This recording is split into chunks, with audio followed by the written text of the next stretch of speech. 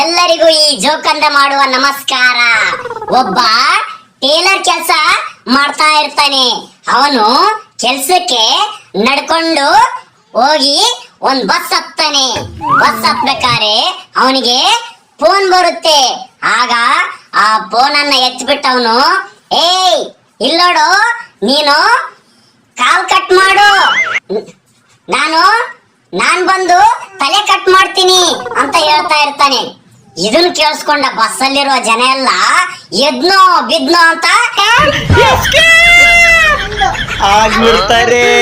ಎಲ್ಲ ಓಡೋಗ್ಬಿಡ್ತಾರೆ. ಬಸ್ಸಲ್ಲಿ ಆ ಟೇಲರ್ ಮಾತ್ರ ಉಳಿದು ಬಿಡ್ತಾನೆ. ಏನಾಯ್ತು? ಯಾಕೆ ಓಡೋದ್ರು? ನಿಮ್ಗೇನಾದ್ರು ಗೊತ್ತಾಯ್ತಾ? ನಮಸ್ಕಾರ, ಗೊತ್ತಾದ್ರೆ ಹೇಳಿ, ಓಕೆನಾ?